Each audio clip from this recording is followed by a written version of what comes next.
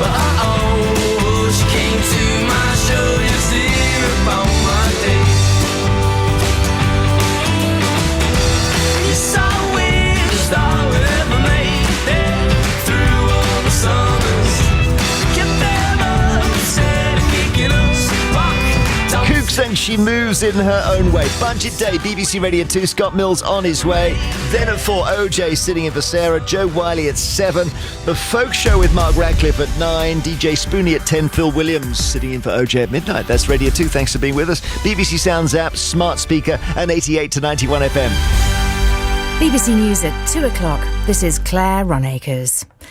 The Chancellor, Jeremy Hunt, has been setting out his budget, pledging to build for the future. Speaking in the Commons, Mr Hunt said the economy would shrink by 0.2% this year, but it was no longer expected to enter a recession. He said inflation was also forecast to fall from above 10% to 2.9% by the end of 2023. He confirmed that support for households with energy bills will remain at £2,500 until June and announced some free childcare for every child over the age of 9 months. He also announced changes to pension tax rules to encourage people, particularly doctors, to return to work. No one should be pushed out of the workforce for tax reasons. So today I will increase the pension's annual tax-free allowance by 50%, from 40,000 to 60,000. Some have also asked me to increase the lifetime allowance from its £1 million limit. But I've decided not to do that. Instead, I will go further and abolish the lifetime allowance altogether. Fuel duty will remain frozen, and Mr Hunt also said he was introducing a Brexit pubs guarantee, which will reduce the tax on draft beer in pubs compared with supermarkets. The Labour leader, Sir Keir Starmer, said the budget lacked ambition.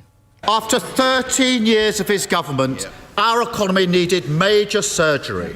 But like millions across our country, this budget leaves us stuck in the waiting room with only a sticking plaster to hand. A country set on a path of managed decline, falling behind our competitors, the sick man of Europe once again. Jeremy Hunt said inflation was the root cause of public sector strikes across the country.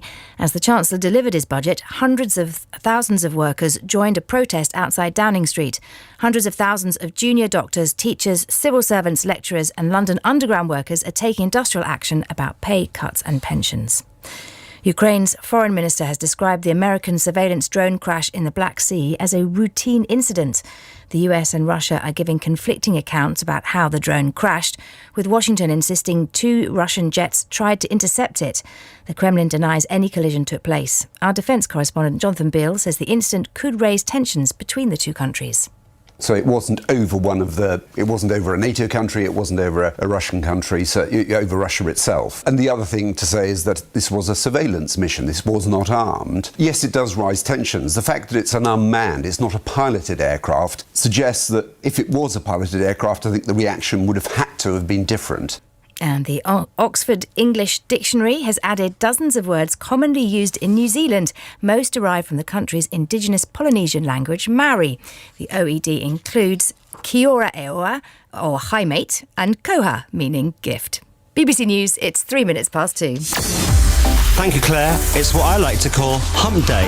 Halfway through the week, hello, I'm Scott. Scott Mills, Radio 2.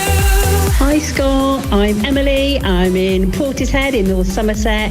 I've got my standing desk up ready to dance to some music this afternoon. Bring on the tunes. Oh, I'm going to start standing up because I'm only on 4,000 steps today. I need one of these instead of this dodgy chair. It's Wednesday, it's 2 o'clock. It's time for Scott Mills on Radio 2.